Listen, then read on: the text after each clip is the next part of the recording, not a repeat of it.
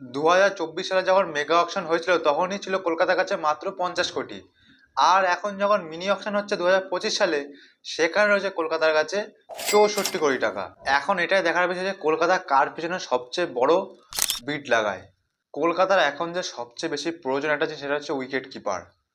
Wicket keeper যদি এখন বর্তমানে একটা কারেন্ট ভালো উইকেট কিপার নিতে হয়, জশ ইংলিশকে নিলে কলকাতার ভালো হবে, কারণ সে পাঞ্জাবের 2025 সালে 11টা ম্যাচে 278 রান করেছেন তিনি। পাঞ্জাবের ওপেনিংয়ে দুর্দান্ত ভূমিকা পালন করেছিলেন। ভয়ঙ্কর ব্যাটিং দিয়ে শুরু, যেদিন চলে যাবে সেদিন পাঞ্জাব জয়লাভ করে নেবে। তাই জশ ইংলিশকে কলকাতা যদি নেয় তাহলে সবচেয়ে ভালো হবে। আর কোনো উইকেট কিপারকে আমি চোখে অত ভালো দেখছি না। জশ ইংলিশই বলতে গেলে 30 বছর বয়স, অনেকদিন চলেও যাবে আর ভালো পারফরমেন্স দেবে আশা করছি। আর এখন সোশ্যাল মিডিয়া খুললে যে একটা সবচেয়ে বড় নাম হচ্ছে ক্যামেরন গ্রিন। ক্যামেরন গ্রিন নাকি যে টিমে যাবে সেই টিম নাকি শক্তিশালী হয়ে যাবে।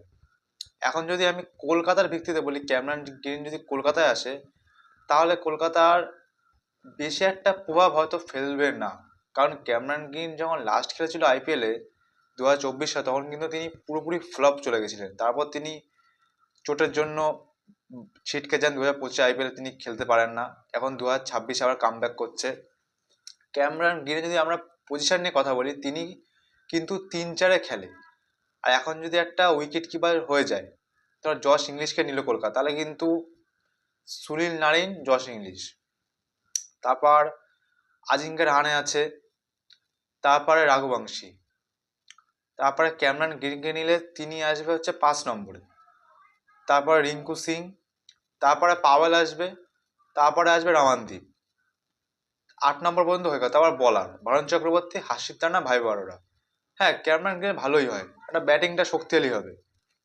কিন্তু ক্যামেরন গ্রিন অতটা ভালো পারফরমেন্স দিইনি আগের বারে। এবার কি করবে, কেমন অনেকদিন ধরে তিনি ক্রিকেট থেকেও বাইরে রয়েছেন। এখন তিনি কেমন কামব্যাক করবে সেটা এখন দেখার বিষয়। তারপর পাথিরানাকে ছেড়ে দিয়েছে সিএসকে। আমার মতে কলকাতা সিএসকে মানে পাথিরানাকে না নেওয়া উচিত। পাথিরানা চলে না, প্রচন্ড পুরোনো হোয়াইট বল দেয়। যখন চলে তখন তো ভালো, কিন্তু খুব আগে চলতো, 2022-23 সালে কাঁপিয়েছে। এখন বর্তমানে পাথিরানার পারফরমেন্স অতটা ভালো না, তাই ওকে না নিলে ভালো। আর কলকাতার বোলিংটা ঠিকই আছে। হ্যাঁ, একটা ভালো ভালো বলার দরকার। এটা ক্যামেরন গ্রিন যদি চলে তাহলে ভালোই হবে, অলরাউন্ডার, ব্যাটিংয়েও পারফরমেন্স দেবে, বোলিংয়েও পারফরমেন্স দেবে।